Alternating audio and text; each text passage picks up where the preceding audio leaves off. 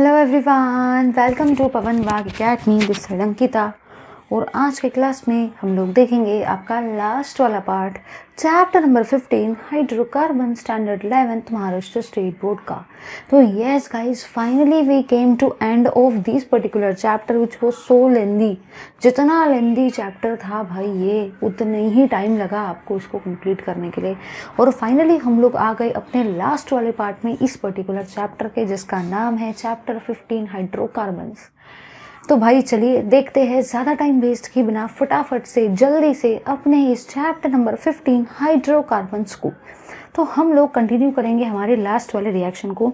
Last वाले class में हम लोगों ने देखा था कि बेसिकली एरोमेटिसिटी होता क्या है। एरोमेटिसिटी शो करने के लिए कोई भी कंपाउंड एरोमेटिक तभी होता है जब वो फॉलो करता है उन 4 रूल्स को जो मैंने आपको लास्ट वाले क्लास में बताए थे। लास्ट वाले क्लास में मैंने आपको बताया था कि हकेल्स रूल क्या होता है, हकेल्स रूल को कैसे अप्लाई करते हैं, वो वाली चीज़ भी हम लोगों ने देखी थी। पाई इलेक्ट्रॉन्स को कैसे काउंट करते हैं, पाई बॉन्ड को कैसे काउंट करते हैं, वो सब हम लोगों ने देखा था। लास्ट वाले क्लास में हम लोगों ने देखा था कि हम लोग बेंजीन को कैसे बनाते हैं from industrial source, from sodium benzoate, from phenol and from and from water. और इसी के साथ साथ हम लोगों ने केमिकल प्रॉपर्टीज़ को भी देखा था बेंजीन की। केमिकल प्रॉपर्टीज़ में हम लोगों ने देखा था कि बेंजीन का ब्रोमिनेशन आप लोग कैसे करवाएंगे, क्लोरीनेशन कैसे करवाएंगे, हाइड्रोजनेशन कैसे करवाएंगे, उतना पार्ट हम लोगों ने लास्ट वाले क्लास में किया था डिस्कस। उसी के कंटिन्यूशन में हम लोग देख रहे हैं अपने नेक्स्ट वाले पार्ट को, मतलब ही इस पर्टिकुलर पार्ट को, जिसमें हम लोग देखेंगे सबसे पहले बेंजीन की रिएक्शन ओजोन के साथ में। तो लास्ट वाले क्लास को ही हम लोग कंटिन्यू कर रहे हैं। मेरी आप सभी से रिक्वेस्ट है कि अगर आप लोगों ने मेरा लास्ट वाला लेक्चर, मतलब इसके पहले वाला प्रीवियस लेक्चर नहीं देखा है, तो उसको देखने के बाद ही इस वीडियो को कंटिन्यू करना, क्योंकि वो क्लास के कंटिन्यूशन में ही मैं इस क्लास को ले रही हूँ। तो अगर आप ये क्लास को डायरेक्टली देखते हो तो this class will be completely useless for you, क्योंकि इसका जो कंटिन्यूशन वाला पार्ट था वो मैं ऑलरेडी लास्ट वाले क्लास में ले चुकी हूँ। तो अगर आप लोग डायरेक्टली इस पार्ट को देखेंगे तो you won't be able to understand much from this particular part. ठीक है, so let's discuss this part right now. तो अभी हम लोग देख रहे हैं कि बेसिकली बेंजीन जो होता है वो किस तरीके से रिएक्ट करता है आपके ओजोन के साथ, और किस टाइप से वो अलग अलग प्रोडक्ट को करता है फॉर्म। चलिए देखते हैं।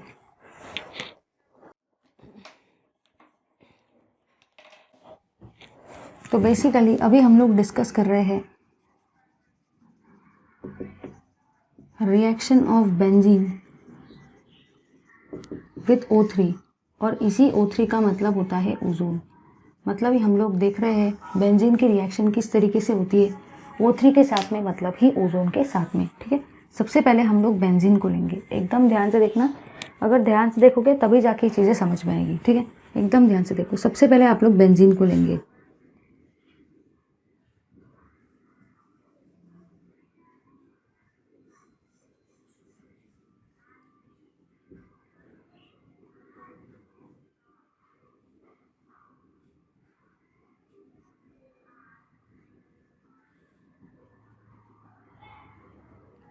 तो ये हुआ भाई बेंजीन।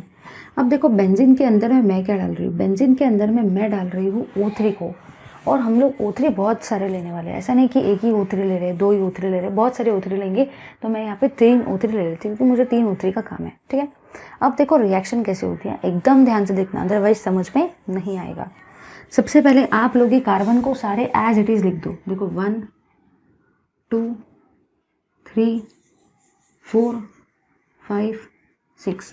सबसे पहले आप लोग कार्बन को एज इट इज़ लिख दो, जैसा कार्बन दिख रहा है वैसा ही उसको एज इट इज़ लिख दो। तो सारी चीज़ें आपकी बहुत बढ़िया तरीके से क्लियर हो जाएगी। ठीक है, अब देखो आपको क्या करना है, एक सेकेंड ना, जहाँ पे सिंगल बॉन्ड है ना उनको एज इट इज़ लिख दो। देखो ये कार्बन और ये कार्बन के बीच में सिंगल बॉन्ड है, तो इसको मैंने एज इट इज़ लिख दिया।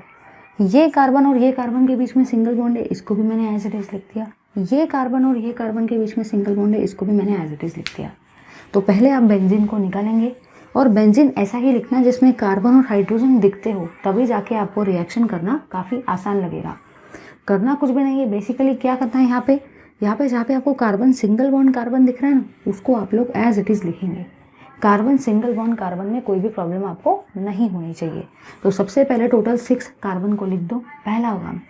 सेकेंड काम, जहाँ पे आपको सिंगल बॉन्ड दिखता है वो एज इट इज़ लिख दो। अब देखो आपको करना क्या है, एक मिनट ज़रा ध्यान देना, मैं देखो आपको कैसे समझा रही हूँ। यहाँ पे आपको O3 लेना है, तो जहाँ पे डबल बॉन्ड है, डबल बॉन्ड वाले पार्ट को आप लोग ब्रेक करेंगे। हर एक डबल बॉन्ड वाले पार्ट को ही ब्रेक करना है। तो सबसे पहले मैंने यहाँ पे टोटल बेंजीन के अंदर में 6 कार्बन दिख रहे थे, तो मैंने यहाँ पे 6 कार्बन को लिख दिया। सेकेंड काम मैंने क्या किया, जहाँ पे मुझे सिंगल बॉन्ड दिख रहा था वहाँ पे मैंने उनको एज इट इज़ लिखा, लेकिन जहाँ पे डबल बॉन्ड था वहाँ पे हम लोग को उसको ब्रेक करना है। अब देखो यहाँ पे है O3, मतलब जाहिर सी बात है कि 3 ऑक्सीजन है। तो देखो 3 ऑक्सीजन आप लोग कैसे लगाएंगे, ये लगाएंगे फर्स्ट, ये लगाएंगे सेकेंड, ये लगाएंगे थर्ड ऑक्सीजन। ये आपको इस टाइप से इसको लिखना है।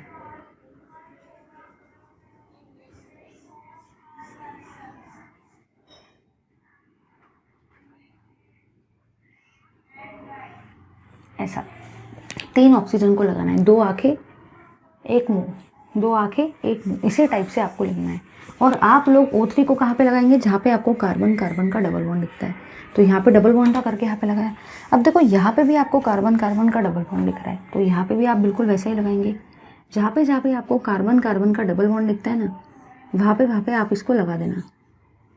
ठीक है, यहाँ पे भी आपको कार्बन कार्बन का डबल बॉन्ड दिख रहा है, तो यहाँ पे भी आप इसको लगा दो। तो बस आपको इतना ही याद रखना है, जहाँ पे कार्बन कार्बन का डबल बॉन्ड दिखता है आप वहाँ पे इसको लगा देंगे। ठीक है, तो पहले यहाँ पे 6 कार्बन थे, तो सबसे पहले मैंने 6 कार्बन को ड्रॉ किया। डायरेक्टली ये ड्रॉ करने जाएंगे बहुत डिफिकल्ट लगेगा, पहले 6 कार्बन को ड्रॉ करो। जहाँ पे सिंगल बॉन्ड दिखते हैं वहाँ पे पहले से सिंगल बॉन्ड निकाल दो। जहाँ पे डबल बॉन्ड दिखता है आपको उसको ब्रेक करना है, और डबल बॉन्ड की जगह पे आपको किसको लगाना है, O3 को। मैंने यहाँ पे 3 ऑक्सीजन क्यों लगाए, क्योंकि नाम था O3, तो 1 2 3 1 2 3 1 2 3 इस तरीके से। ठीक है, चलो इसको आप अल्किल ओजोनाइड भी बोल सकते हो। ठीक है, चलिए अब देखो इसके अंदर में आपको बेसिकली डालना क्या है। इसके अंदर में आपको डालना है zinc in presence of water. और देखो करना कैसे, एकदम ध्यान से देखेंगे। यहाँ पे आप लोगों ने इसको एज इट इज़ लिखा, आप लोगों ने वहाँ पे हाइड्रोजन को मेंशन नहीं करवाया। तो जहाँ पे आपने हाइड्रोजन को नहीं लिखा है ना, वहाँ पे आप लोग हाइड्रोजन को लिख दो।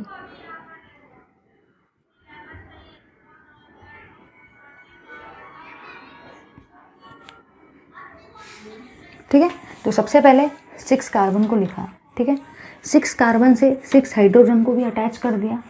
नेक्स्ट काम, जहाँ पे सिंगल बॉन्ड था उनको एज इट इज़ लिखा, और जहाँ पे डबल बॉन्ड था वहाँ पे आपने O3 को लगा दिया।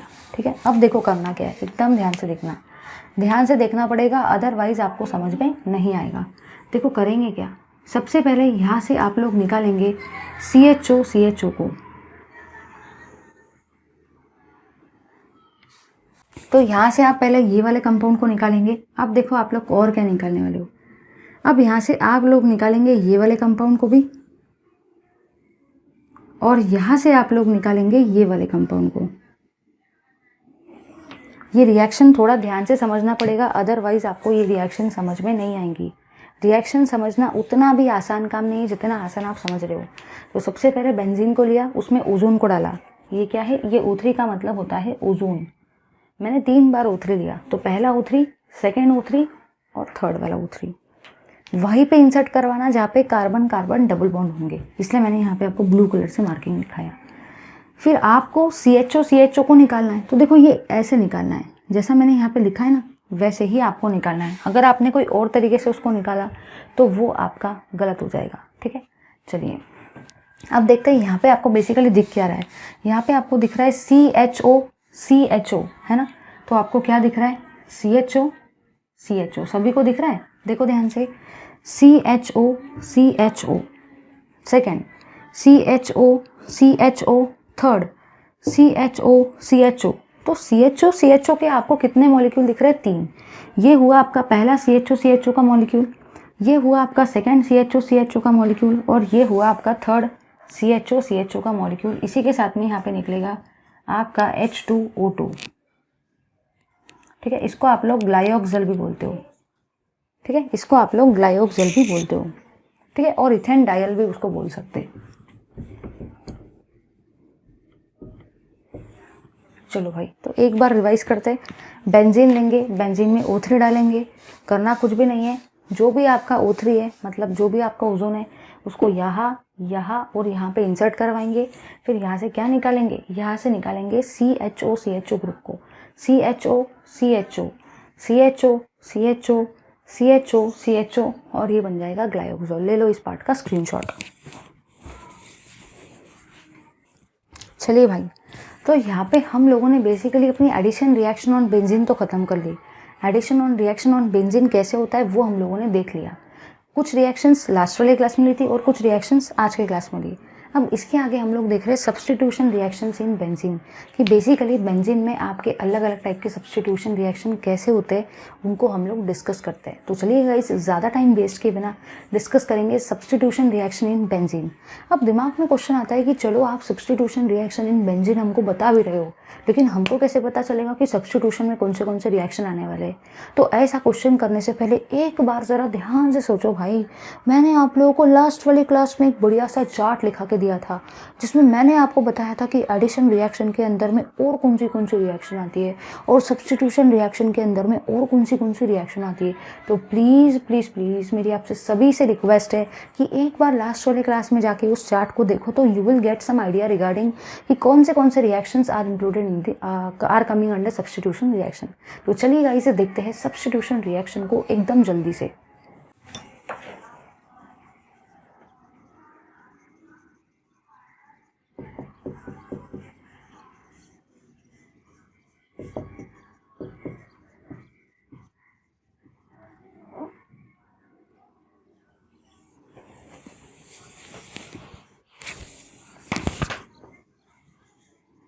चलिए देखते हैं सब्स्टिट्यूशन रिएक्शन को। और इसी सब्स्टिट्यूशन रिएक्शन में सबसे पहले हम लोग देखने वाले हैं क्लोरीनेशन रिएक्शन को।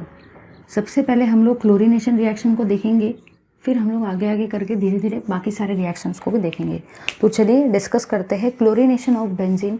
मतलब ही आप ये भी कह सकते हो कि substitution of chlorine on the benzene group, क्योंकि ये रिएक्शन का नाम है सब्स्टिट्यूशन रिएक्शन। मतलब जाहिर सी बात है कि एक ग्रुप किसी दूसरे ग्रुप से सब्स्टिट्यूट होने वाला है, एक ग्रुप किसी दूसरे ग्रुप से रिप्लेस होने वाला है, या एक एटम किसी दूसरे एटम से रिप्लेस होने वाला है, इसलिए उसका नाम क्या है, सब्स्टिट्यूशन।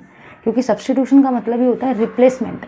तो आप सब्स्टिट्यूशन रिएक्शन को रिप्लेसमेंट भी कह सकते हैं, क्योंकि एक ग्रुप दूसरे ग्रुप से क्या होने वाला है, रिप्लेस होने वाला है या सब्स्टिट्यूट होने वाला है। तो इसीलिए इस रिएक्शन का नाम है सब्स्टिट्यूशन। अब सब्स्टिट्यूशन के अंदर में हम लोग पढ़ रहे हैं क्लोरीनेशन। तो उससे आपको ये आइडिया तो मिल ही गई भाई कि नाम ही है क्लोरीनेशन। मतलब यहाँ पे जो आप सब्स्टिट्यूशन करवाने वाले हो वो करवाने वाले हो क्लोरीन ग्रुप का, क्योंकि नाम क्या है रिएक्शन का, क्लोरीनेशन। ठीक है, चलिए डिस्कस करते हैं इस पर्टिकुलर रिएक्शन को कि बेसिकली यहाँ पे होने क्या वाला है। ठीक है, इसके अंदर में आप डालने वाले हो क्लोरीन को। और जब भी आप बेंजीन को ड्रॉ करते हो तो अगर वहाँ पे आजू बाजू में हाइड्रोजन ड्रॉ किए हुए है तो ठीक है, अगर नहीं किए हुए तो आप समझ जाना कि वहाँ पे हाइड्रोजन है। अब जाहिर सी बात है भाई कि मुझे अगर क्लोरीनेशन करवाना है तो मुझे Cl2 क्लोरीन को लेना पड़ेगा ना। अब देखो ये रिएक्शन किसके प्रेजेंस में होती है, ये जो रिएक्शन है ना, ये रिएक्शन होती है आयरन इन डार्क। आप इसको Fe इन डार्क भी बोल सकते हैं, या तो आप ये रिएक्शन में FeCl3 को भी ले सकते हैं। तो आपको बस इतना ही याद रखना है कि ये रिएक्शन में आप आयरन इन डार्क भी ले सकते हैं और FeCl3 भी आप ले सकते हो। ठीक है, चलो आगे देखते हैं बेसिकली यहाँ पे होता क्या है, वो चीज़ को ज़रा समझ लो। यहाँ पे देखो क्या होता है, यहाँ पे आप लोग लेते हो Cl2 को, ठीक है, और इसमें डालते हो FeCl3 को। तो यहाँ पे देखो बेसिकली होता क्या है, ये FeCl3 जो है ना एक क्लोरीन के साथ में रिएक्ट करता है। मतलब ये जो FeCl3 ना ये क्लोरीन के साथ में रिएक्ट करता है और फॉर्म करता है FeCl4 1-।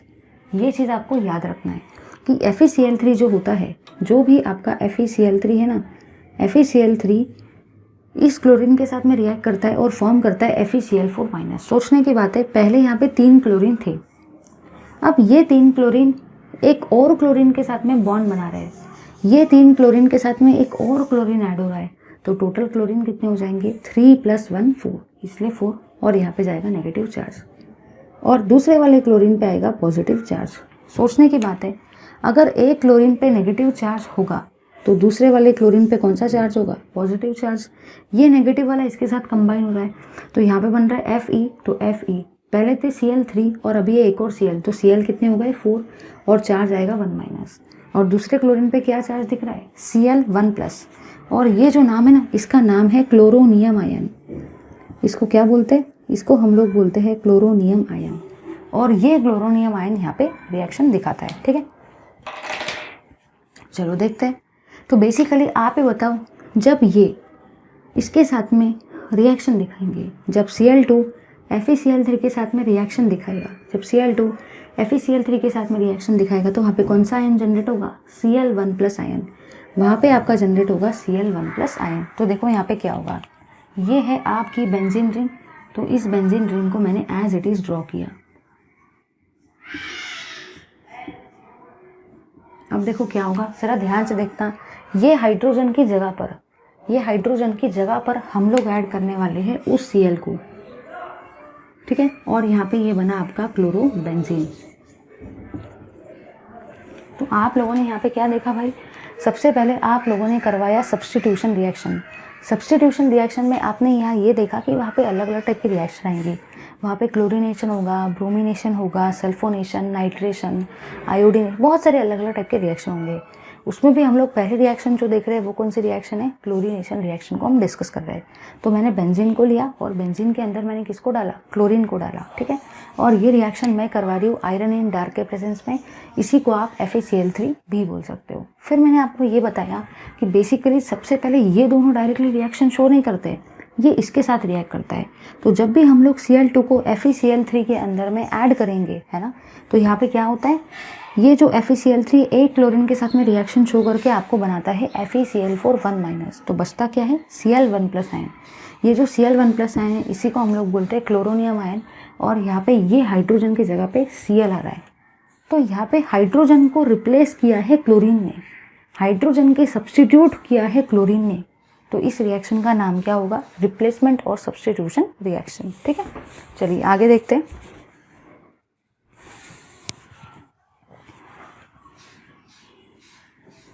अब हम लोग देखते हैं नेक्स्ट वाली रिएक्शन को, जिसका नाम है ब्रोमिनेशन। तो हम लोगों ने क्लोरीनेशन ऑफ बेंजीन तो देख लिया भाई। अब हम लोग देख रहे हैं ब्रोमिनेशन ऑफ बेंजीन को। जैसे कि क्लोरीनेशन ऑफ बेंजीन में नाम से आपको ये पता चल रहा था कि वहाँ पे क्लोरीन ग्रुप का एडिशन होने वाला है। In the same fashion bromination of benzene से आपको ये पता चलता है कि यहाँ पे ब्रोमीन ग्रुप का एडिशन होने वाला है, ठीक है। तो चलो अब देखो मैं क्या करती हूँ। यहाँ पे मैं सबसे पहले बेंजीन को लूँगी। सबसे पहले बेंजीन को लेना पड़ेगा, क्योंकि हम लोग जो भी सब्स्टिट्यूशन रिएक्शन करवा रहे हैं ना, वो आपके बेंजीन का करवा रहे हैं। तो जाहिर सी बात है, बिना बेंजीन के तो अपना काम नहीं होगा। इसके अंदर में हम लोग डालेंगे Br2 को, और ये रिएक्शन आप लोग करवाएंगे इन प्रेजेंस ऑफ FeBr3। FeBr3 के प्रेजेंस में रिएक्शन होंगी। ये दोनों कभी भी डायरेक्टली रिएक्शन नहीं करेंगे। जैसे पहले Cl2 और FeCl3 एक दूसरे के साथ में रिएक्शन शो कर रहे थे, इन द सेम फैशन वैसे ही सबसे पहले Br2 और FeBr3 एक दूसरे के साथ में रिएक्शन को शो करेंगे, ठीक है। देखो कैसे करेंगे। ये है आपका Br2, मतलब यहाँ पे होगा एक Br और यहाँ पे होगा आपका दूसरा Br। ये रिएक्शन दिखाएंगे FeBr3 के साथ में। तो देखो क्या होगा, जब आप इस बॉन्ड को ब्रेक करेंगे तो एक ब्रोमीन पे जाएगा नेगेटिव चार्ज, एक ब्रोमीन पे जाएगा पॉजिटिव चार्ज। क्यों? क्योंकि आपने ये बॉन्ड को अगर ब्रेक करवाया तो ये बॉन्ड को ब्रेक करवाने पर एक ब्रोमीन पे नेगेटिव चार्ज आएगा और एक ब्रोमीन पे पॉजिटिव चार्ज आएगा। फिर देखो क्या होगा, ये FeBr3 जो है ये वाले Br के साथ में रिएक्शन शो करेगा। अब देखो ध्यान से, यहाँ पे था आपका Fe, तो मैंने Fe को लिखा। यहाँ पे था आपका Br। एकदम ध्यान से देखना, यहाँ पे पहले कितने ब्रोमीन थे? 3 ब्रोमीन। अब एक और ब्रोमीन ऐड हो गया, तो अभी टोटल कितने ब्रोमीन हो गए? 4 ब्रोमीन। इसलिए यहाँ पे हो जाएगा FeBr4, क्योंकि पहले 3 थे और अभी एक और आ गया, मतलब टोटल 4 ब्रोमीन हो गए। इस ब्रोमीन के ऊपर नेगेटिव चार्ज था, तो इस मॉलिक्यूल के ऊपर भी नेगेटिव चार्ज आ जाएगा। उसी के साथ में यहाँ पे और आपको क्या दिख रहा है? Br1+। तो यहाँ पे और क्या बन रहा है? यहाँ पे और बन रहा है आपका Br1+। और इसी Br1+ का नाम क्या होता है? Bromonium ion. जैसे Cl1+ का नाम होता है क्लोरोनियम आयन, वैसे Br1+ का नाम क्या होता है? Bromonium ion. चलिए रिएक्शन करते हैं।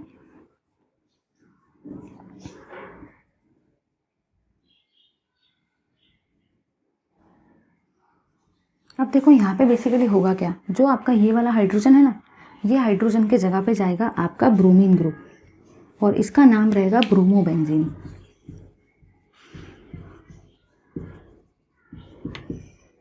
ठीक है, आई होप सभी को ये दोनों रिएक्शन क्लियर हो गई है। तो पहले रिएक्शन में हम लोगों ने करवाया क्लोरीनेशन, सेकेंड रिएक्शन में हम लोगों ने करवाया ब्रोमिनेशन। क्लोरीनेशन में क्लोरीन का एडिशन करवाया, ब्रोमिनेशन में ब्रोमीन का एडिशन करवाया।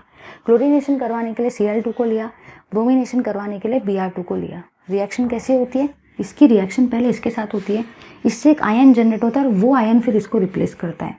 यहाँ पे भी वैसे ही होता है, इसकी रिएक्शन पहले इसके साथ होंगी, यहाँ पे एक आयन जनरेट होगा और फिर वो आयन इसके साथ रिप्लेस होगा। करना कुछ भी नहीं है, ये वाला हाइड्रोजन दिख रहा है ना, इसके जगह पे आपका ग्रुप आने वाला है। तो इस हाइड्रोजन के जगह पे ब्रोमीन आया, तो हाइड्रोजन को किसने सब्स्टिट्यूट किया? ब्रोमीन ने। हाइड्रोजन को किसने रिप्लेस किया? ब्रोमीन ने। इसलिए इस रिएक्शन का नाम सब्स्टिट्यूशन भी बोल सकते हैं या तो ब्रोमिनेशन भी बोल सकते हो। ठीक है, ले लो इस पार्ट का स्क्रीनशॉट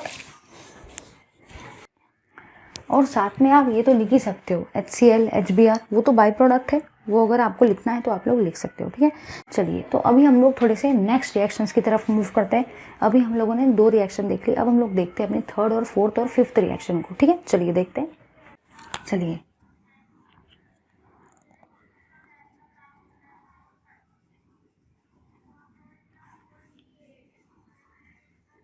अब हम लोग देख रहे हैं क्लोरीनेशन ऑफ बेंजीन को यूजिंग एक्सेस क्लोरीन।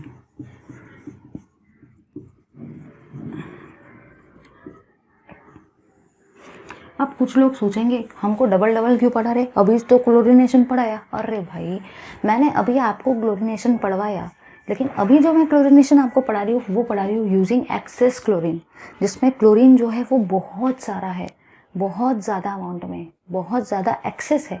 इसलिए मैंने क्या बोला, chlorination of benzene using excess chlorine. चलिए देखते हैं कि यूजिंग एक्सेस क्लोरीन मतलब हम लोग ये बेसिकली रिएक्शन को करवाने वाले कैसे क्या है। ज़रा ध्यान से देखना। सबसे पहले हम लोग यहाँ पे बेंजीन को लेंगे। सबसे पहले यहाँ पे हम लोग किसको डिस्कस करेंगे? सबसे पहले हम बेंजीन को लेंगे और फिर रिएक्शन को डिस्कस करेंगे। तो ये हुआ आपका बेंजीन, क्योंकि जाहिर सी बात है अगर आप सब्स्टिट्यूशन बेंजीन का करवा रहे हो तो बेंजीन को तो लेना ही पड़ेगा। इस बेंजीन के अंदर में आप क्लोरीन को तो डालेंगे, क्योंकि आप लोग क्लोरीनेशन करवा रहे हो तो क्लोरीन के बिना तो अपना काम नहीं होगा। और ये रिएक्शन आप लोग करवाएंगे AlCl3 के प्रेजेंस में। तो ये रिएक्शन बेसिकली आप किसके प्रेजेंस में करवाने वाले हो? ये रिएक्शन आप करवाने वाले हो AlCl3 के प्रेजेंस में। ठीक है, इसको बोलते एल्यूमिनियम ट्राइक्लोराइड। इसको आप एनहाइड्रस AlCl3 भी बोल सकते हो। ठीक है, अब देखो यहाँ पे क्या करना है। यहाँ पे आपको जो याद रखना है वो ये है कि ये जो क्लोरीन आप ले रहे हो ना, ये एक्सेस में ले रहे हो। एक्सेस मतलब बहुत सारा क्लोरीन आपने लिया है, बहुत सारा क्लोरीन। एक्सेस क्लोरीन मतलब ही क्या होता है? बहुत सारा क्लोरीन आपने लिया है। ठीक है, चलिए देखते हैं। एकदम ध्यान से देखना, बेसिकली यहाँ पे होता क्या है। सबसे पहले ये वाला जो क्लोरीन है ना, उस क्लोरीन को मैं एज इट इज़ यहाँ पे लिखूँगी। ये हुआ आपका क्लोरीन, उस क्लोरीन को मैंने एज इट इज़ लिखा और उसकी रिएक्शन हम लोग करवा रहे हैं AlCl3 के साथ में। क्लोरीन की रिएक्शन हम लोग किसके साथ में करवा रहे हैं? AlCl3 के साथ में करवा रहे हैं। जब ये बॉन्ड ब्रेक होगा तो एक क्लोरीन पे नेगेटिव जाएगा, एक क्लोरीन पे पॉजिटिव जाएगा। रीज़न ये है कि आप जब ये बॉन्ड को ब्रेक करवाएंगे तो एक क्लोरीन पे नेगेटिव जाएगा और दूसरे क्लोरीन पे पॉजिटिव जाएगा। फिर क्या होगा, ये वाला AlCl3 और ये वाला क्लोरीन एक दूसरे के साथ में रिएक्ट करेंगे और फॉर्म करेंगे AlCl4 1-। अब देखो ये कैसे फॉर्म हुआ। यहाँ पे था Al, तो मैंने यहाँ पे Al लिखा, मतलब ये एल्यूमिनियम। पहले आपके क्लोरीन कितने थे? पहले 3 क्लोरीन थे। अब वो 3 क्लोरीन में एक और क्लोरीन आके ऐड हो गया, तो कितने क्लोरीन हो गए? 4 क्लोरीन हो गए। इसलिए मैंने क्या लिखा? AlCl4, क्योंकि पहले 3 क्लोरीन थे, अब एक और ऐड हुआ तो 4 क्लोरीन हो गए। इसके ऊपर माइनस था तो इसके ऊपर भी माइनस आ गया। इसी के साथ में यहाँ पे और क्या बना? यहाँ पे और बचा है Cl1+। तो ये जो Cl1+ है इसी का नाम क्या है? Chloronium ion. इस Cl1+ का ही नाम क्या होता है? Chloronium ion. ठीक है, चलिए आगे बढ़ते हैं। देखो बेसिकली रिएक्शन कैसे क्या होती है। सबसे पहले आप बेंजीन रिंग को इस तरीके से लिख देंगे। तो हाँ भाई, मैंने बेंजीन रिंग को इस तरीके से लिख दिया। ठीक है, अब देखो क्या होता है। अगर आपने क्लोरीन कम लिया, कम अमाउंट में लिया, तो एक ही हाइड्रोजन के जगह पे क्लोरीन आता है।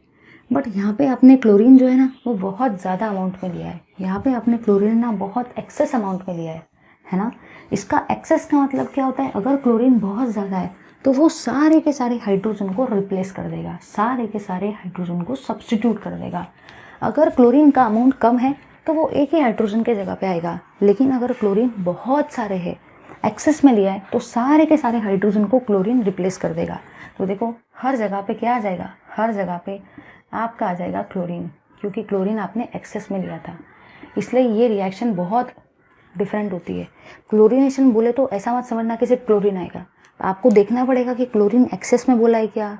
अगर एक्सेस में बोला है तो पूरे हाइड्रोजन की जगह पे क्लोरीन आएगा, बट अगर एक्सेस में उसने नहीं बोला है तो एक ही हाइड्रोजन को आप क्लोरीन से रिप्लेस करेंगे।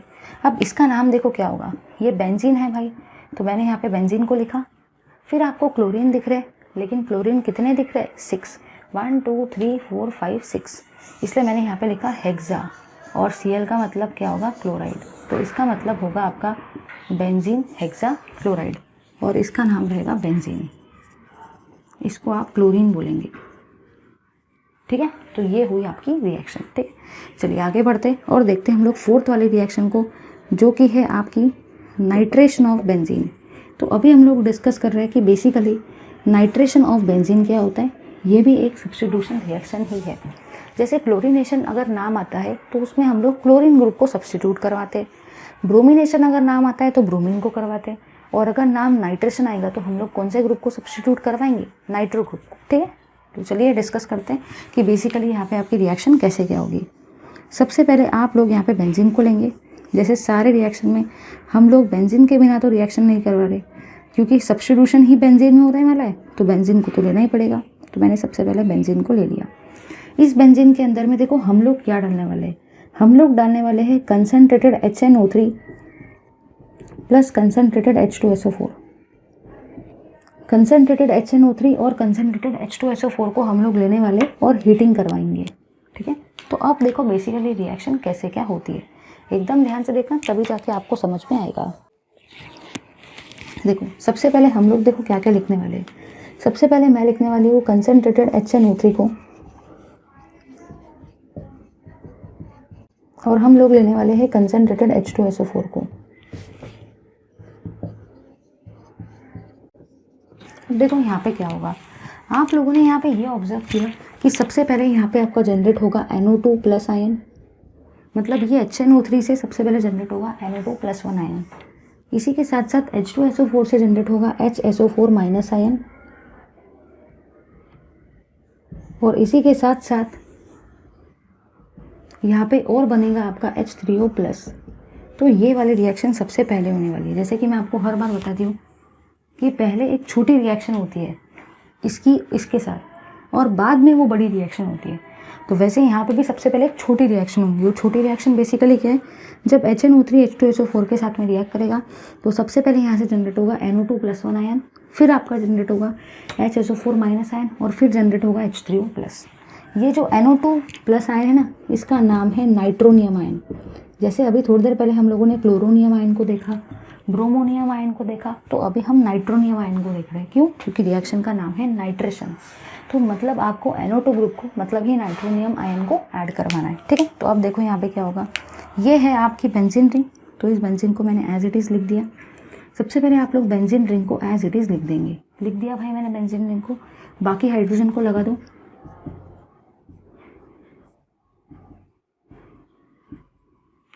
अब देखो यहाँ पे क्या होता है, एकदम ध्यान देना। बेसिकली यहाँ पे होगा क्या, ये वाला जो हाइड्रोजन है, इस हाइड्रोजन के जगह पे कौन सा आयन जाएगा, NO2 ग्रुप, और इसका नाम होगा नाइट्रोबेंजीन।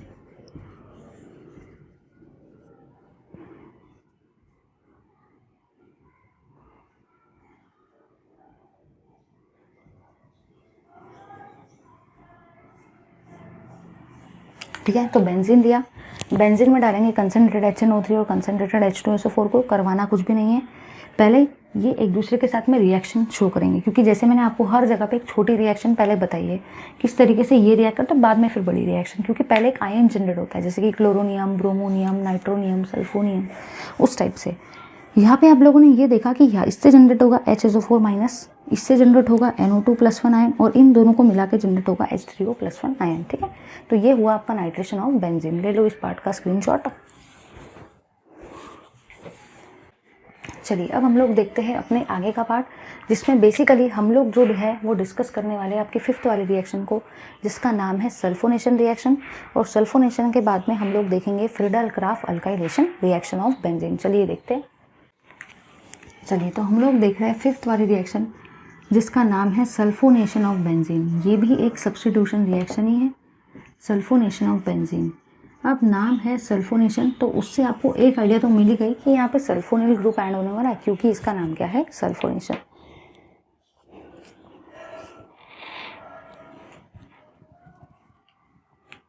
चलिए देखते हैं। तो सबसे पहले आप बेंजीन को लेंगे, क्योंकि सब्स्टिट्यूशन भी बेंजीन का ही करवाने वाले, तो बेंजीन को सबसे पहले लेंगे।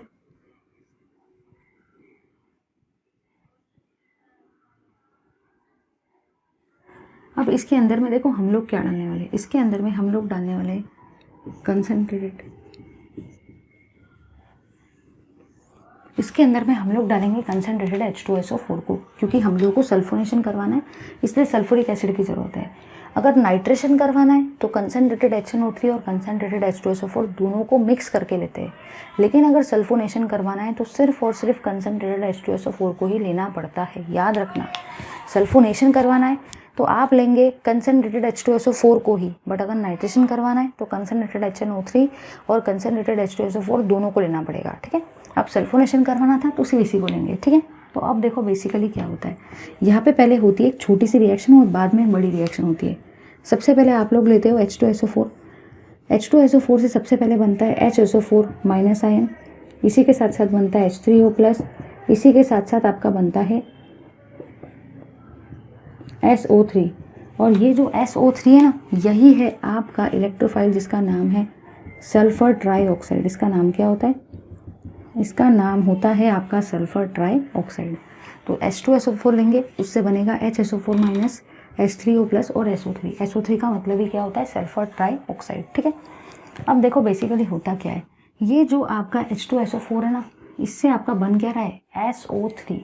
ध्यान देना, एकदम ध्यान से देखोगे तभी जाके रिएक्शन समझ में आएगी, अदरवाइज रिएक्शन आपको समझ में नहीं आएगी। ये रिएक्शन बैलेंस नहीं है, इसको आप बैलेंसिंग करवा लेना, ठीक है। चलो देखते हैं। बेसिकली ये वाला जो हाइड्रोजन है इसके जगह पे कौन सा ग्रुप जाएगा, SO3 ग्रुप। ध्यान से देखना, ये है आपका बेंजीन रिंग, तो मैंने बेंजीन रिंग को एज इट इज़ लिखा, बाकी सारे हाइड्रोजन को भी हम लोग एज इट इज़ लिखेंगे।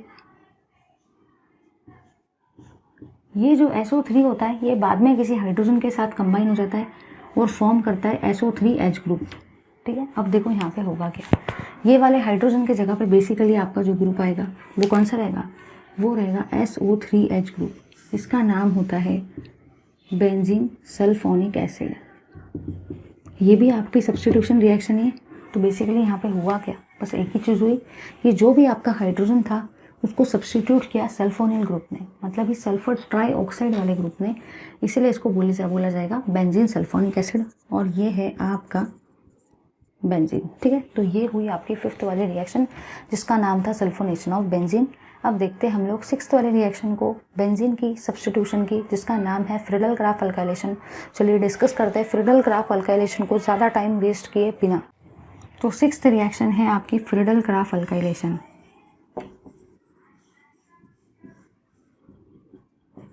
अब जैसे कि भाई इसका नाम ही है अल्काइलेशन, तो आपको एक आइडिया तो मिल गया कि यहाँ पे आप जो ग्रुप को ऐड करने वाले हो ना, वो ग्रुप करने वाले हो अल्काइल ग्रुप, क्योंकि नाम है अल्काइलेशन। अब अगर नाम ही अल्काइलेशन है मतलब जाहिर सी बात है कि आप यहाँ पे अल्काइल ग्रुप को ही ऐड करेंगे। तो चलिए डिस्कस करते हैं फ्रीडल ग्राफ अल्काइलेशन को। सबसे पहले आप लोग यहाँ पे बेंजीन रिंग को लेंगे,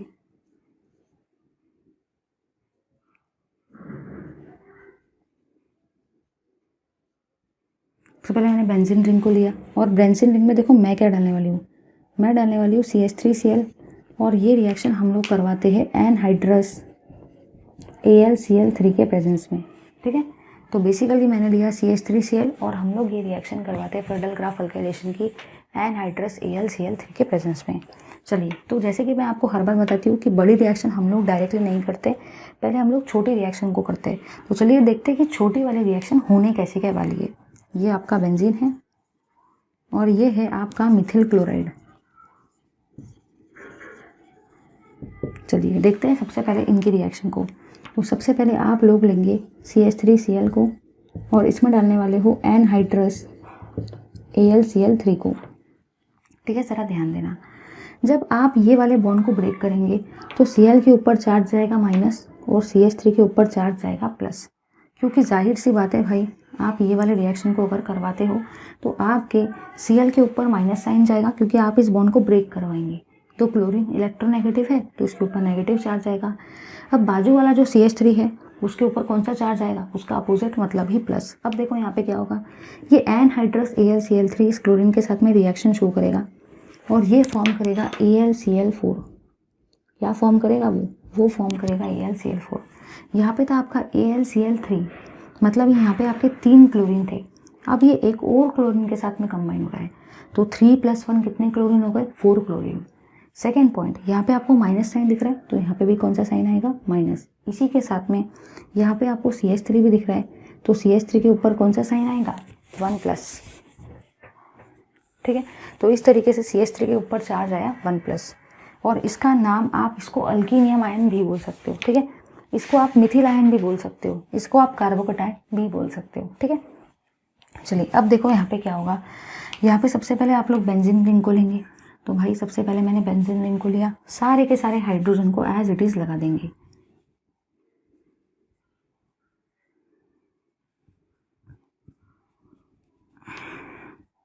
अब देखो क्या होगा, होने वाला कुछ भी नहीं है, जो भी आपका ये वाला हाइड्रोजन है इसके जगह पे कौन सा ग्रुप जाएगा, CH3+। जो भी आयन जनरेट होता है ना वो आयन जाता है, तो यहाँ पे आपका जनरेट होता है CH3+, तो ये वाले हाइड्रोजन की जगह पे क्या जाएगा, CH3।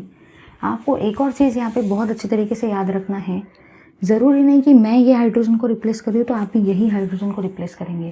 आप इसके जगह पे इसको भी कर सकते, इसको भी कर सकते, आप कोई भी हाइड्रोजन को रिप्लेस कर सकते हो, लेकिन याद रखना कोई भी एक ही हाइड्रोजन को रिप्लेस करना, ऐसा नहीं कि कभी 2 कर रहे हैं कभी 3 कर रहे हैं, ऐसा नहीं। कोई भी एक ही हाइड्रोजन को आपको रिप्लेस करना है, इसको करना है इसको करो, या इनमें से कोई और हाइड्रोजन को आपको रिप्लेस करना है तो आप वो भी कर सकते हो। इसके अंदर में डालेंगे CH3Cl को इन प्रेजेंस ऑफ एनहाइड्रस AlCl3। करवाना कुछ भी नहीं है, यहाँ से क्या होगा, एनहाइड्रस AlCl3 और ये क्लोरीन एक दूसरे के साथ में रिएक्ट होकर बनाएंगे AlCl4 1-। यहाँ पे बचेगा CH3+, तो उसको मैंने एज इट इज़ लिखा, वही वाला CH3 इसके साथ यहाँ पे गया, इस हाइड्रोजन को उसने रिप्लेस किया। आप इसके जगह पे कोई और हाइड्रोजन को भी रिप्लेस करवा सकते हो, लेकिन एक ही हाइड्रोजन को करवाना। फिर मैं आपको हमेशा बताते रहती हूँ कि अगर बेंजीन रिंग पे CH3 ग्रुप आता है तो उसी का नाम क्या होता है, उसी का नाम होता है आपका टोलिन। ठीक है, तो ले लो इस पार्ट का स्क्रीनशॉट। चलिए अब हम लोग फ्रीडल क्राफ्ट अल्काइलेशन को तो डिस्कस कर चुके हैं, अब हम लोग डिस्कस करते हैं इसके आगे की रिएक्शन, मतलब ही 7th नंबर की रिएक्शन जिसका नाम है फ्रीडल क्राफ्ट असाइलेशन। तो चलिए गाइस ज़्यादा टाइम वेस्ट किए बिना डिस्कस करते हैं फ्रीडल क्राफ्ट असाइलेशन को।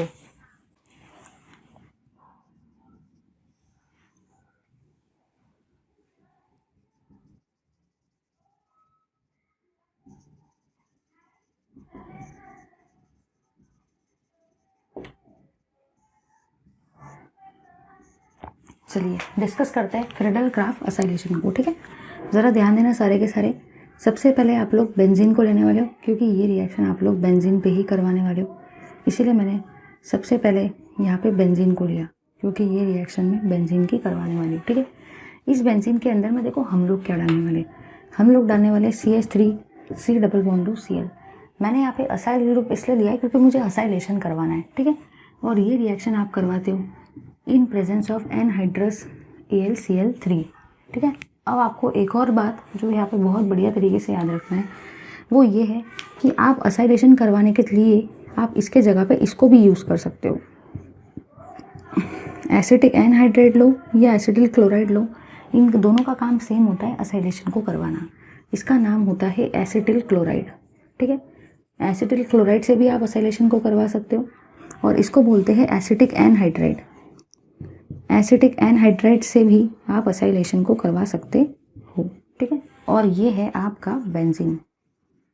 ठीक है, चलो आगे देखते हैं कि बेसिकली रिएक्शन कैसे क्या होने वाली है। आपको बस इतना याद रखना है कि हम लोग किसी भी बड़ी रिएक्शन को करने से पहले सबसे पहले उसकी छोटी सी रिएक्शन को देख लेते हैं। चलिए डिस्कस करते हैं। हम लोग यहाँ पे सबसे पहले तो लेने वाले हैं CH3C+2Cl। सबसे पहले मैं लेने वाली हूँ CH3C+2Cl। आप इसके जगह पे इसको भी ले सकते हो छोटी वाली रिएक्शन में, क्योंकि दोनों का काम सेम ही है, कोई फ़र्क नहीं पड़ता। इसके अंदर में हम लोग डालने वाले हैं एनहाइड्रस AlCl3 को। और अब देखो ये रिएक्शन कैसे क्या होगी। बेसिकली आपको ये बात बहुत अच्छे से तरीके से बताए कि जब आप किसी भी बॉन्ड को ब्रेक करते हो तो एक तरफ जाता है नेगेटिव चार्ज और दूसरे तरफ कौन सा चार्ज जाता है, दूसरे तरफ जाता है पॉजिटिव चार्ज। तो अगर आप ये वाले बॉन्ड को यहाँ से ब्रेक करवाना चाहते हो या ब्रेक करते हो तो क्लोरीन के ऊपर नेगेटिव जाएगा, क्योंकि क्लोरीन इलेक्ट्रॉन नेगेटिव है और कार्बन उसके बाजू में है, तो कार्बन के ऊपर प्लस साइन जाएगा, मतलब ही उसका अपोजिट। फिर यहाँ पे देखो क्या होगा, ये है आपका AlCl3 और ये है आपका एक क्लोरीन, तो ये बनाएंगे आपके AlCl4 को, मतलब ये वाला AlCl3 और ये वाला क्लोरीन एक दूसरे के साथ में रिएक्ट करेंगे और क्या बनाएंगे, AlCl4। अब ज़रा इधर देखो, यहाँ पे थे 3 क्लोरीन और यहाँ पे आगे एक और क्लोरीन, तो 3 + 1 कितना होता है 4, मतलब यहाँ पे आपके क्लोरीन कितने आए 4। यहाँ पे आपका नेगेटिव चार्ज था तो यहाँ पे भी कौन सा चार्ज आएगा, 1 - चार्ज। आगे देखते हैं, यहाँ पे और देखो क्या बचा है, यहाँ पे बचा है CH3, यहाँ पे बचा है आपका C डबल बॉन्ड O और यहाँ पे बचा है आपका प्लस। इसको आप असाइलियम कटायन भी बोल सकते हो, इसको आप असाइलियम आयन भी बोल सकते हो, असाइलियम आयन। ठीक है, तो करना कुछ भी नहीं है, ये इसके साथ कंबाइन होगा तो क्या बनाएगा, AlCl4 1- और ये वाला कार्बोकैटायन आपका जनरेट होगा। ठीक है, तो अब देखो यहाँ पे बेसिकली होगा क्या, जैसा अभी तक हुआ है बिल्कुल वैसे ही होगा। ये वाले हाइड्रोजन की जगह पे ये वाला ग्रुप आ जाएगा, ये वाला ग्रुप। ठीक है, ये वाला ग्रुप आएगा, क्योंकि ये दोनों पहले एक दूसरे के साथ में रिएक्ट करेंगे। ऐसा नहीं कि ये पहले इसके साथ रिएक्ट हो जाएगा, पहले ये दोनों एक दूसरे के साथ में रिएक्ट करेंगे तो एक आयन जनरेट होगा और फिर वो आयन इस हाइड्रोजन को रिप्लेस करेगा। आप इसकी जगह पे कोई दूसरा हाइड्रोजन भी रिप्लेस करवा सकते हो, लेकिन कोई भी एक ही हाइड्रोजन एक समय पे रिप्लेस करवाना। ठीक है, चलो देखते हैं, ये है आपका बेंजीन रिंग। तो सबसे पहले मैं यहाँ पे बेंजीन रिंग को ड्रॉ करूँगी, बाकी सारे हाइड्रोजन को मैं एज इट इज़ लिख दूँगी।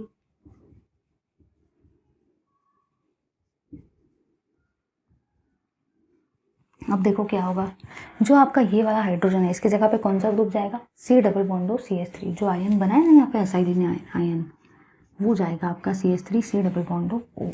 ठीक है, तो इसका नाम देखो बेसिकली होता क्या है, इसका नाम आपका होता है एसिटोफिनोन।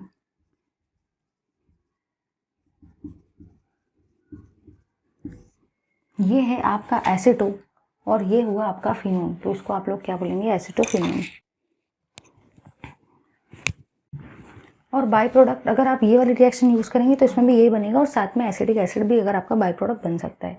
तो यहाँ पे आपका एसिटिक एसिड बनेगा बाय प्रोडक्ट, ये है आपका बाय प्रोडक्ट और ये बाय प्रोडक्ट बनेगा तभी अगर आप रिएक्शन करवाते हो एसिटिक एनहाइड्रेट के साथ में, अदरवाइज यही प्रोडक्ट बनेगा। ठीक है, तो ये हुआ आपका फ्रिडल-क्राफ्ट असाइलेशन, जो कि है आपकी 7th नंबर की रिएक्शन ऑफ बेंजीन।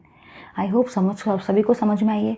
अगर नाम है फ्रिडल-क्राफ्ट अल्काइलेशन तो वहाँ पे अल्काइल ग्रुप का एडिशन होगा, बट अगर नाम है फ्रिडल-क्राफ्ट असाइलेशन तो वहाँ पे आप असाइल ग्रुप को ऐड करवाएंगे। ठीक है, ये छोटी रिएक्शन आपको बहुत अच्छे तरीके से याद रखना है, क्योंकि छोटी रिएक्शन आपको बेसिकली बताती है कि ये दोनों पहले एक दूसरे के साथ में कैसे रिएक्ट करते हैं, कैसे कोई आयन जनरेट होता है और फिर वो आयन कैसे किसी एटम को सब्सटीट्यूट करता है ऑन द बेंजीन रिंग। ठीक है, ले लो इस पार्ट का स्क्रीनशॉट। चलिए, तो अब हम लोग डिस्कस करते हैं फ्रिडल-क्राफ्ट असाइलेशन के बाद में आपकी 8 नंबर की रिएक्शन को, जिसका नाम है कंबशन ऑफ बेंजीन। चलिए देखते हैं कि बेंजीन का कंबशन कैसे क्या होता है। चलिए देखते हैं 8 नंबर की रिएक्शन, जो कि है आपकी कंबशन ऑफ बेंजीन। आपको ये भी बात बहुत अच्छे तरीके से याद रखना है कि जो भी आपका कंबशन ऑफ बेंजीन है, इसी को आप लोग ये भी बोलते हो reaction of oxygen with benzene, reaction of oxygen with benzene. इसी को आप लोग ऐसा भी बोलते हो burning of benzene, burning of benzene.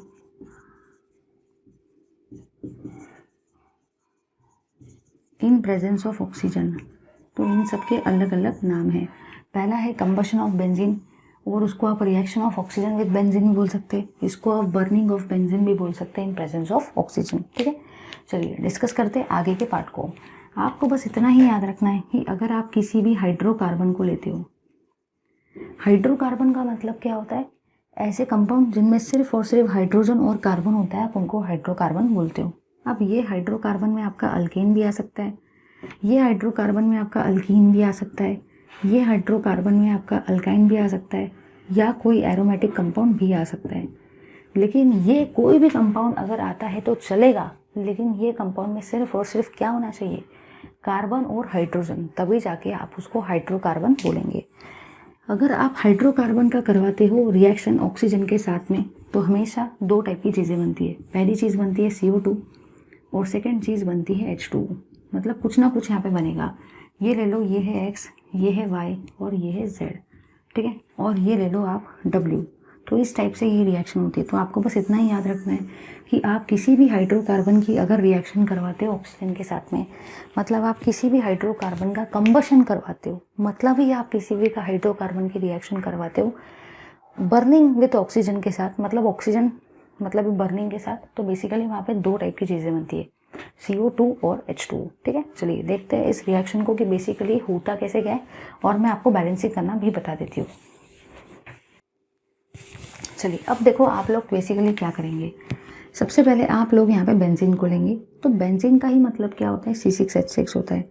तो आप बेंजीन रिंग को ड्रॉ करो या आप C6H6 को लिखो तो भी चलेगा, क्योंकि आपको बस इतना ही याद रखना है कि बेंजीन मतलब ही होता है C6H6। तो इसलिए मैंने यहाँ पे C6H6 को लिया। आप समझ जाना कि वो ही आपका क्या है, वो ही आपका बेंजीन है। ठीक है, इस बेंजीन के अंदर में आप लोग डालेंगे ऑक्सीजन को। अब जाहिर सी बात है, किसी भी हाइड्रोकार्बन के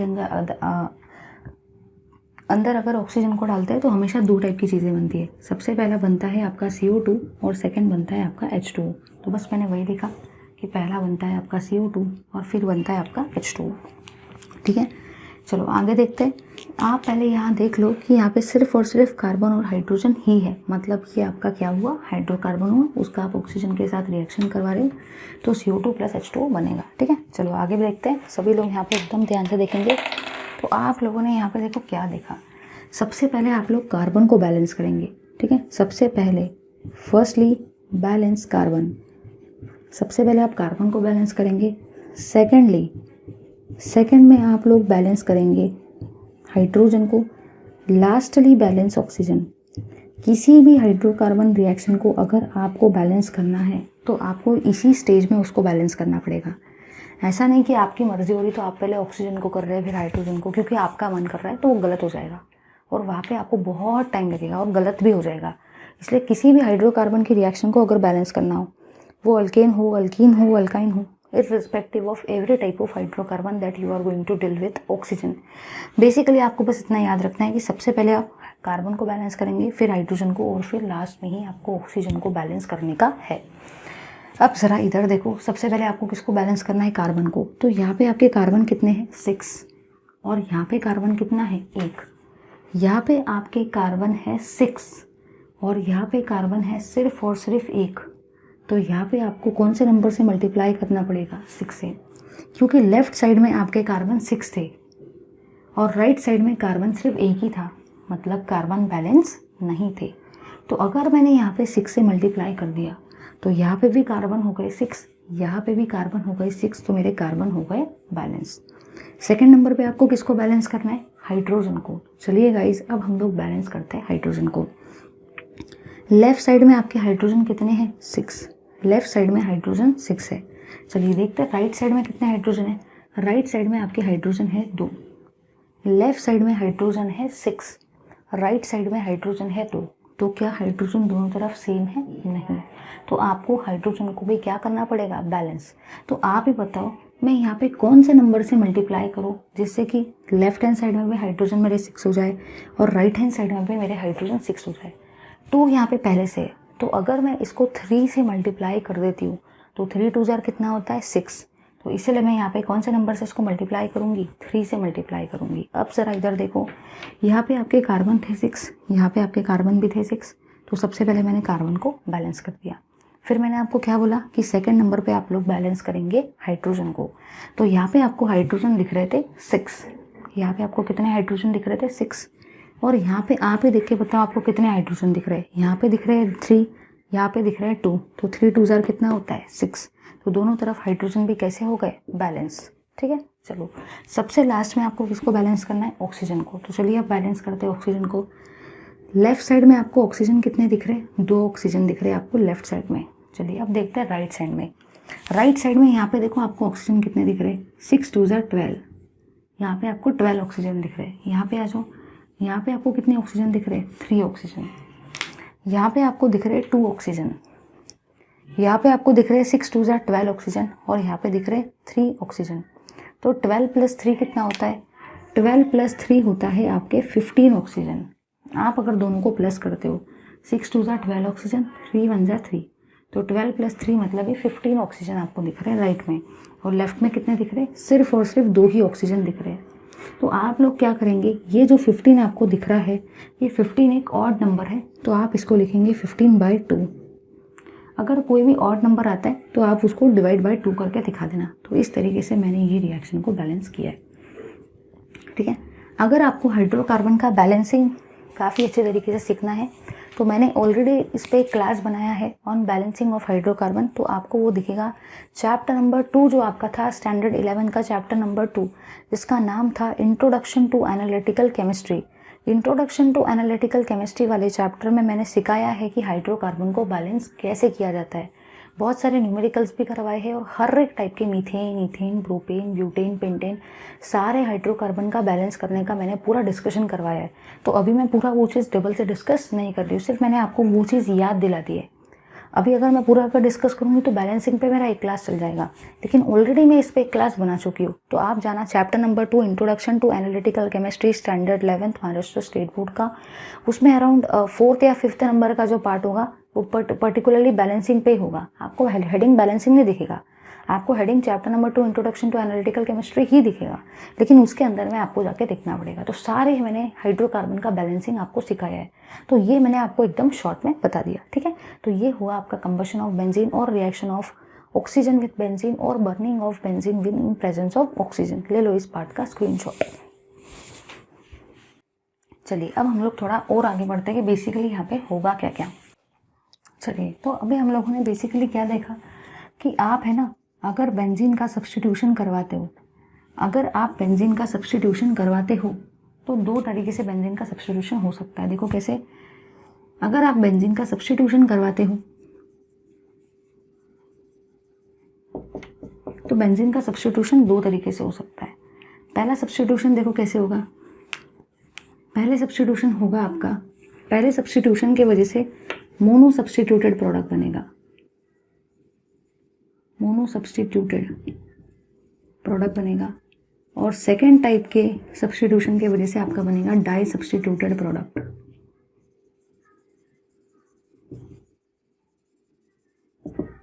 ठीक है, चलो समझते हैं कि बेसिकली मोनो सब्स्टिट्यूटेड और डाई सब्स्टिट्यूटेड प्रोडक्ट क्या होता है। मोनो सब्स्टिट्यूटेड प्रोडक्ट का मतलब ये होता है कि बेंजीन रिंग पे कोई भी एक ही पोजीशन पे सब्स्टिट्यूएंट जाके अटैच होगा, तो ये हुआ आपका मोनो सब्स्टिट्यूएंट प्रोडक्ट। और डाई सब्स्टिट्यूएंट प्रोडक्ट का मतलब देखो क्या होता है, डाई सब्स्टिट्यूएंट प्रोडक्ट का मतलब ही है, जैसे कि अगर नाम है 1 तो मोनो मतलब ही क्या होता है 1, तो वहाँ पे एक ही सब्स्टिट्यूएंट जाके बेंजीन रिंग से अटैच होता है, तो ये प्रोडक्ट का नाम हुआ मोनो सब्स्टिट्यूटेड बेंजीन। बट अगर मैं बात करती हूँ डाई सब्स्टिट्यूटेड बेंजीन की, तो डाई का मतलब ही होता है 2, मतलब वहाँ पे आपके 2 सब्स्टिट्यूएंट अटैच होंगे। अब ये 2 सब्स्टिट्यूएंट इधर भी हो सकते हैं, इधर भी हो सकते हैं, इधर भी हो सकते हैं, लेकिन आपको याद रखना है कि 2 टाइप के सब्स्टिट्यूएंट आपके वहाँ पे अटैच होते हैं इन डिफरेंट वेज। यहाँ भी आ सकता है, और वो यहाँ भी आ सकता है, और वो यहाँ भी आ सकता है, तो इसमें से वो कोई भी पोजीशन पे आपका सब्स्टिट्यूएंट आ सकता है। तो मैंने आपको क्या बताया कि बेंजीन आपको सब्स्टिट्यूशन दिखाता है, और सब्स्टिट्यूएंट वाले प्रोडक्ट भी 2 तरीके से बनते हैं। पहला बनता है मोनो सब्स्टिट्यूटेड प्रोडक्ट, और सेकेंड बनता है डाई सब्स्टिट्यूटेड प्रोडक्ट। अभी तक हम लोगों ने देखा आपका सल्फोनेशन, अभी हम लोगों ने देखा नाइट्रेशन, अभी हम लोगों ने देखा क्लोरीनेशन, ब्रोमिनेशन, है ना, Friedel Crafts alkylation, Friedel Crafts acylation, combustion. ये सब में क्या हुआ, ये सब में आपका एक ही सब्स्टिट्यूएंट अटैच हुआ था बेंजीन रिंग से। मतलब यहाँ पे जो जितने भी प्रोडक्ट बने थे वो सारे के सारे आपके बने थे मोनो सब्स्टिट्यूटेड प्रोडक्ट। लेकिन अब हम लोग जो बेंजीन का सब्स्टिट्यूशन रिएक्शन देखने वाले हैं आगे में इसी लेक्चर के अंदर में, उसमें बेंजीन रिंग पे 2 सब्स्टिट्यूएंट अटैच होंगे। अब वो इस पोजीशन पे भी हो सकते हैं, इस पे भी हो सकते हैं, इस पे भी हो सकते हैं। मतलब अभी जो आपका प्रोडक्ट बनने वाला है वो कौन सा प्रोडक्ट बनेगा, डाई सब्स्टिट्यूटेड प्रोडक्ट। तो बस इतना ही याद रखना है कि मोनो सब्स्टिट्यूटेड प्रोडक्ट वाली सीरीज अभी हम पूरी कंप्लीट कर चुके, जिसमें हमने देखा sulphonation, nitration, Friedel graph, alkylation, Friedel graph, acylation, chlorination, bromination, halogenation, combustion, ये सब हम लोगों ने देखा और ये सब में मोनो सब्स्टिट्यूटेड प्रोडक्ट बना। आप किसको देखेंगे? डाई सब्स्टिट्यूटेड को। ठीक है, चलो देखते हैं di substituted product in benzene. तो सबसे पहले आपने बेंजीन को लिया, बेंजीन का करवाया आपने सब्स्टिट्यूशन। अब सब्स्टिट्यूएंट मतलब ही एस होता है, आपको इतना याद रखना है कि जो सब्स्टिट्यूएंट होता है उसी का मतलब एस होता है। अब बेंजीन के अंदर में जब आप सब्स्टिट्यूएंट को डालते हो तो सबसे पहले बेंजीन रिंग से ज्वाइन होता है आपका एस, और इसी को आप लोग बोलते हो मोनो सब्स्टिट्यूटेड प्रोडक्ट। इसी को आप लोग क्या बोलते हो? इसी को आप लोग बोलते हो मोनो सब्स्टिट्यूटेड प्रोडक्ट। अब देखो क्या होगा, अब आप इसके अंदर में ऐड करवाएंगे इलेक्ट्रोफाइल को।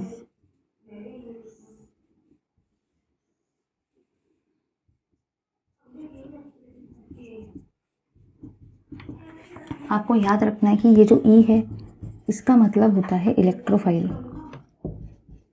ये जो ई है ना, ये अच्छे से आपको याद रखना है, इसका मतलब इलेक्ट्रोफाइल होता है। ठीक है, अब देखो यहाँ पे बेसिकली क्या होगा, एकदम ध्यान से देखना है, एकदम ध्यान से। ठीक है, देखो सबसे पहले मैं बेंजीन रिंग सब्स्टिट्यूएंट को ड्रॉ कर देती हूँ।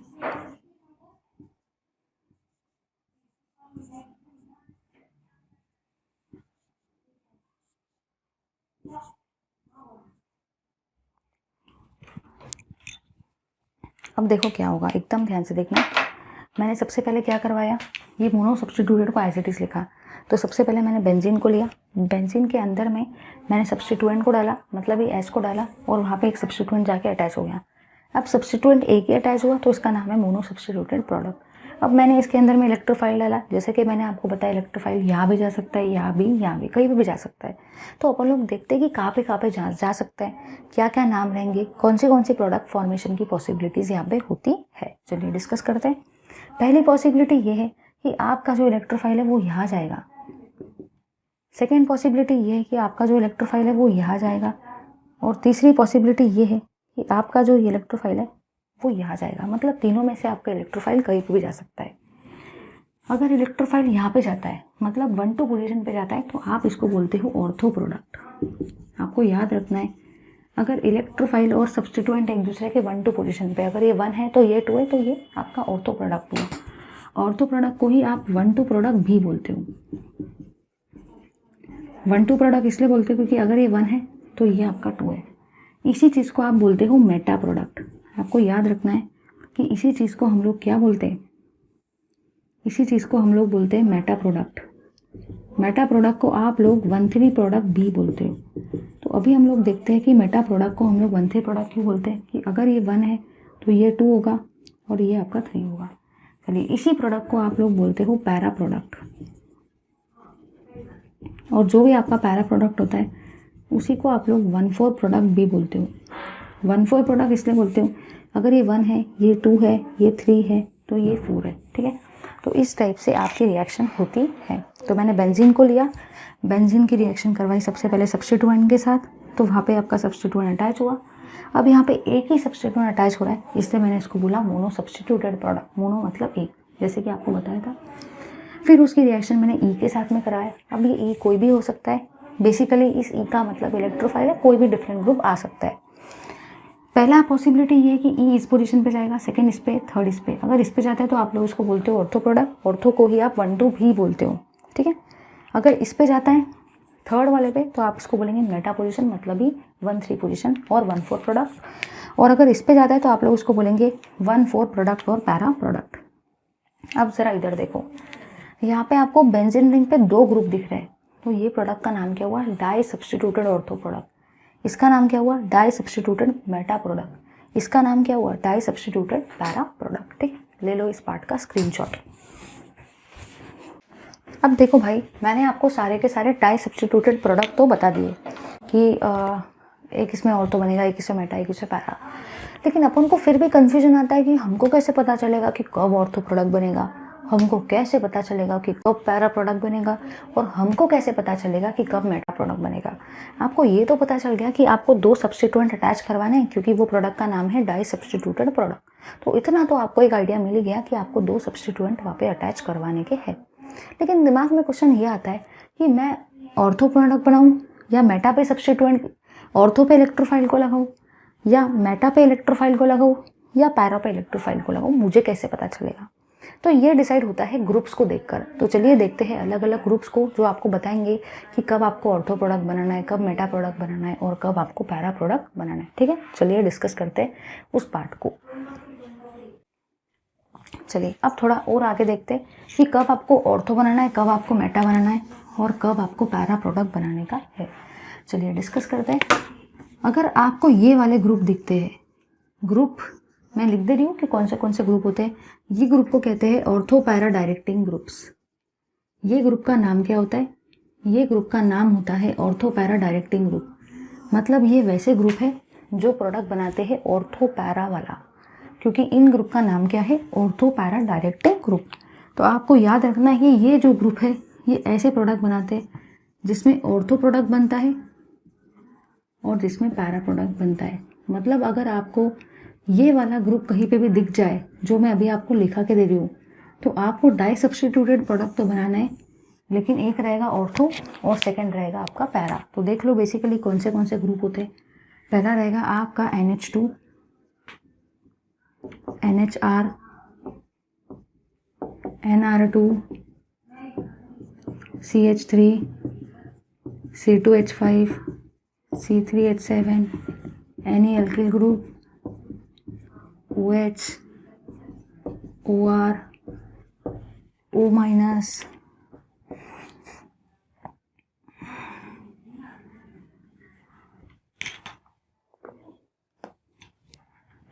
Chlorine, bromine, iodine, OR, OCH3, O, C2H5, OC3H7। अगर इनमें से आपको कोई भी ग्रुप बेंजीन रिंग पे दिखता है तो आपको डाई सब्स्टिट्यूटेड प्रोडक्ट तो बनाना है, लेकिन आपको ऑर्थो और पैरा प्रोडक्ट ही बनना चाहिए। तो आपको बहुत अच्छी तरीके से याद रखना है कि अगर आपको बेंजीन रिंग पर इनमें से कोई भी ग्रुप दिखता है, इनमें से कोई भी आइटम दिखता है, तो आपको वहाँ पे ऑर्थो प्रोडक्ट और पैरा प्रोडक्ट ही बनाने हैं। अब कैसे क्या वो मैं आपको बता देती हूँ कि कैसे क्या ये बनता है। ठीक है, ज़रा ध्यान देना। इधर हम लोग इसका रेजोनेटिंग स्ट्रक्चर ड्रॉ करेंगे तो आपको एक क्लियर कट आइडिया मिल जाएगी। ठीक है, चलिए ड्रॉ करते हैं रेजोनेटिंग स्ट्रक्चर को।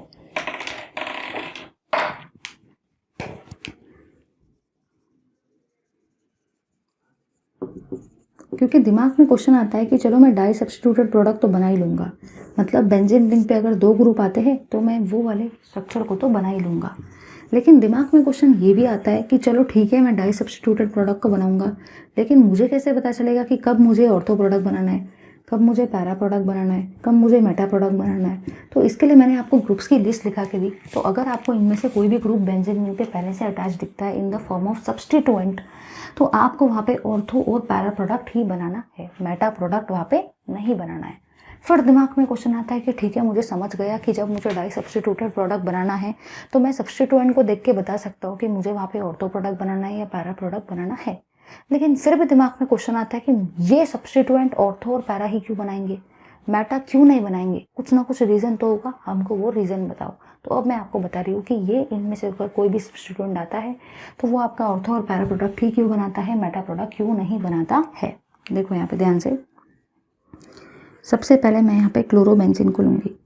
ये है मेरा क्लोरोबेंजीन। ये क्या है? ये है मेरा क्लोरोबेंजीन। ये वाले लोन पेयर इधर आएंगी तो ये वाला इधर जाएगा। ज़रा ध्यान से देखना ये बेसिकली कैसे क्या होता है।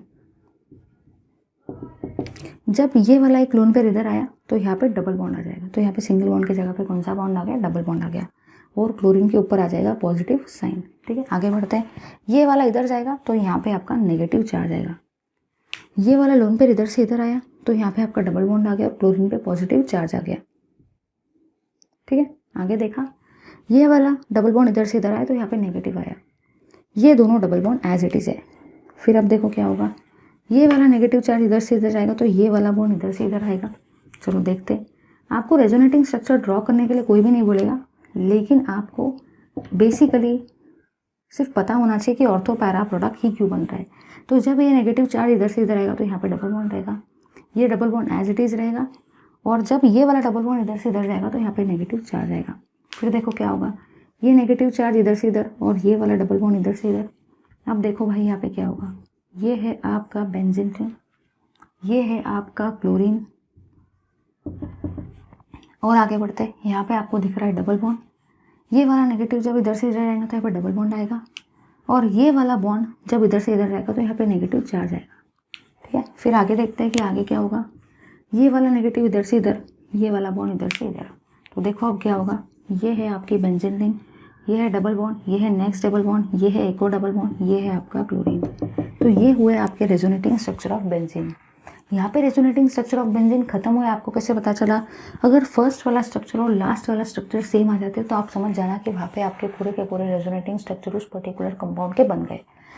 अब आगे बढ़ते, आप लोगों ने यहाँ पे ये देखा कि यहाँ पे आप लोगों ने को जो भी नेगेटिव चार्ज है वो अपीयर हुआ on carbon at ortho position and at para position. मतलब जो भी आपका नेगेटिव चार्ज था जिस पे इलेक्ट्रोफाइल E+ अटैक करने वाला है वो कौन से पोजीशन पर आया? एक आया वो आपके ऑर्थो पोजीशन पर, और फिर आया वो आपके पैरा पोजीशन पर, और फिर से ऑर्थो पोजीशन पर। इसलिए इसमें से जितने भी ग्रुप आपको दिखते हैं ये सारे ग्रुप कैसे प्रोडक्ट बनाते हैं? Ortho para directing, ortho para product ही बनाते हैं। तो ये सारे सब्सटीट्यूएंट अगर अटैच हो बेंजीन पर तो इलेक्ट्रोफाइल अटैक तो करेगा, डाई सब्सटीट्यूटेड प्रोडक्ट तो बनेगा, लेकिन जो भी आपका इलेक्ट्रोफाइल है वो एक तो अटैच होगा ऑर्थो पोजीशन पर या तो वो अटैच होगा आपके पैरा पोजीशन पर। मतलब ही ऑर्थो और प्रोडक्ट दोनों का, ऑर्थो और पैरा दोनों का कॉम्बिनेशन वाला प्रोडक्ट बनेगा। रीज़न क्या है? रीज़न ये है क्योंकि जब आपने रेजोनेटिंग स्ट्रक्चर ड्रॉ किए, क्लोरीन की जगह पे इनमें से और कोई ग्रुप भी आ सकता है, तो नेगेटिव चार्ज ऑर्थो पे आया और पैरा पे आया, है ना। इसलिए इलेक्ट्रोफाइल ऑर्थो और पैरा पे ही अटैक करता है, मेटा पे अटैक नहीं करता है, क्योंकि नेगेटिव चार्ज भी ऑर्थो और पैरा पे ही आया। इसलिए ये ग्रुप का नाम होता है ऑर्थो पैरा डायरेक्टिंग ग्रुप। ठीक है, ले लो इस पार्ट का स्क्रीनशॉट। चलिए अब हम लोग देखते हैं मेटा डायरेक्टिंग ग्रुप, मतलब ऐसे ग्रुप जिनमें सब्सटीट्यूएंट अगर अटैच हो तो इलेक्ट्रोफाइल जो है वो मेटा पोजीशन पे अटैक करता है। तो चलिए देखते हैं उन ग्रुप्स को जिनके केस में आपका प्रोडक्ट मेटा पोजीशन पर बनता है। डाई सब्सटीट्यूटेड प्रोडक्ट फॉर्म होगा एट मेटा पोजीशन। तो ये वो सारे ग्रुप्स थे जिनमें ऑर्थो पैरा प्रोडक्ट बनता है, इसलिए ग्रुप का नाम भी क्या है? Ortho para directing. एक ऑर्थो बनेगा एक पैरा बनेगा, वो मैंने आपको ऑलरेडी समझा दिया ऑर्थो और पैरा क्या क्या होता है।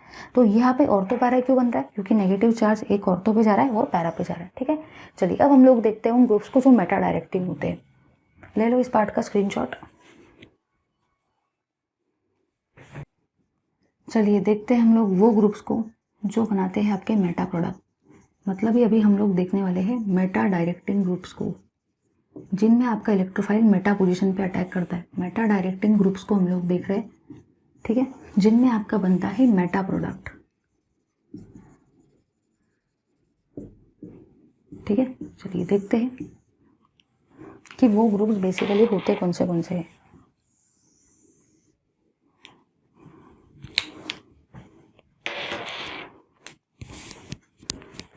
उसमें आपका आता है NO2 ग्रुप, उसमें आपका आता है C++O ग्रुप, उसमें आपका आता है C++O ग्रुप, उसमें आपका आता है C++O ग्रुप, उसमें आपका आता है SO3H ग्रुप, उसमें आपका आएगा C++Cl वाला ग्रुप। इसमें आप हैलोजन भी लगा सकते हो। इसी के साथ साथ और इसमें आता है आपका, एक सेकेंड, एसिड वाला group,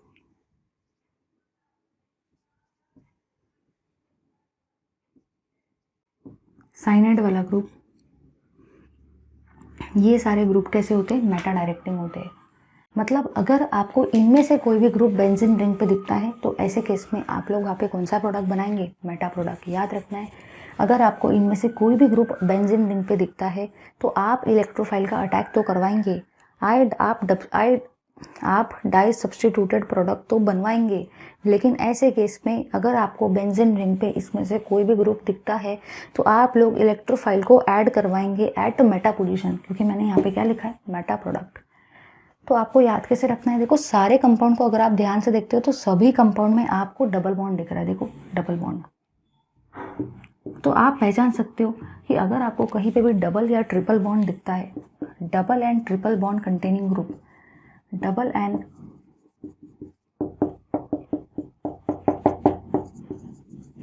triple bond containing group, जो भी आपके डबल और ट्रिपल बॉन्ड कंटेनिंग ग्रुप है वो फॉर्म करते हैं आपके मेटा प्रोडक्ट, ठीक है। वो सारे के सारे इलेक्ट्रॉन विथड्रॉइंग ग्रुप होते हैं। दिमाग में क्वेश्चन आता है कि ठीक है, मुझे समझ गया कि अगर इनमें से कोई भी एक ग्रुप रहेगा तो वो मेरा मेटा प्रोडक्ट तो बनाएगा, ये मुझे अच्छे तरीके से समझ गया। मुझे ये भी समझ गया कि ये सारे ग्रुप मेटा डायरेक्टिंग है, तो डाई सब्स्टिट्यूटेड प्रोडक्ट जो बनेगा उसमें ग्रुप मेटा पे अटैच रहेगा। मुझे ये भी समझ गया कि जो ग्रुप जो है जो मेटा प्रोडक्ट बनाते हैं उनमें जनरली डबल या ट्रिपल बॉन्ड आपको दिख रहा है। लेकिन फिर भी दिमाग में क्वेश्चन आता है कि यही ग्रुप मेटा पोजीशन पे क्यों अटैक करवाएंगे इलेक्ट्रोफाइल का। तो चलिए देखते हैं रेजोनेटिंग स्ट्रक्चर को, तो उससे आपको एक क्लियर कट आइडिया मिल जाएगा। चलिए देखते हैं हम लोग।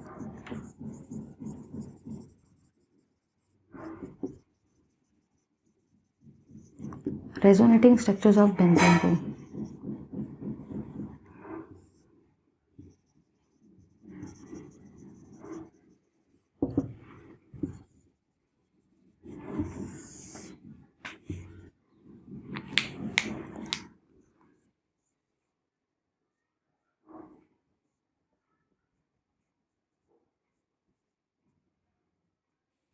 देखो यहाँ पे बेसिकली होता क्या है, ज़रा ध्यान से देखना। यहाँ पे क्या होगा, ये वाला बॉन्ड जाएगा इधर से इधर, हाँ ध्यान से देखना।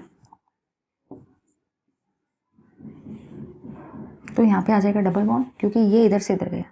ये है आपका नाइट्रोजन, ये है आपका ऑक्सीजन, और ये है आपका ऑक्सीजन नेगेटिव। यहाँ पे नाइट्रोजन के ऊपर पॉजिटिव चार्ज आ गया, ठीक है। चलो अब आगे बढ़ते हैं। अब देखो बेसिकली होगा क्या, एकदम ध्यान से देखना। जब ये वाला इधर से इधर गया तो यहाँ पे कौन सा चार्ज आएगा, यहाँ पे प्लस आएगा, क्योंकि ये अब ऊपर गया। अगर इलेक्ट्रॉन नीचे आते तो बेंजीन रिंग पे नेगेटिव चार्ज आएगा, बट अगर इलेक्ट्रॉन ऊपर जाते हैं तो बेंजीन रिंग पे पॉजिटिव आएगा। याद रखना, अगर इलेक्ट्रॉन नीचे आते हैं तो बेंजीन रिंग पे, अगर इलेक्ट्रॉन नीचे आ रहे हैं तो बेंजीन रिंग पे नेगेटिव चार्ज आएगा, बट अगर इलेक्ट्रॉन का मूवमेंट ऊपर की तरफ है तो बेंजीन रिंग पे पॉजिटिव चार्ज आएगा। यहाँ पे इलेक्ट्रॉन ऊपर की तरफ जा रहे तो बेंजीन रिंग पे पॉजिटिव चार्ज आएगा। ये दोनों बॉन्ड एज इट इज़। अब देखो क्या होगा, ये वाला इधर से इधर जाएगा। ध्यान से देखना, बेसिकली यहाँ पे होगा क्या,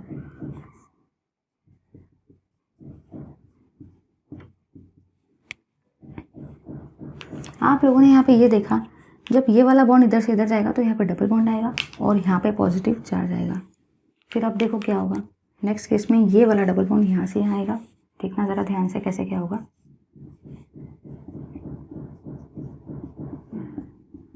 ठीक है। तो ये वाला बॉन्ड यहाँ से आएगा तो यहाँ पे आपका बॉन्ड बनेगा, और यहाँ पे कौन सा चार्ज आएगा, यहाँ पे पॉजिटिव आएगा। अब देखो क्या होगा, ये वाला बॉन्ड यहाँ से यहाँ पे आएगा तो यहाँ पे डबल बॉन्ड आ जाएगा, यहाँ पे सिंगल बॉन्ड आ जाएगा, और यहाँ पे हो जाएगा आपका ये वाला नाइट्रो ग्रुप,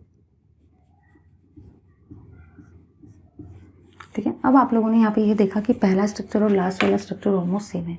तो ये हुए आपके रेजोनेटिंग स्ट्रक्चर्स ऑफ बेंजीन, ठीक है।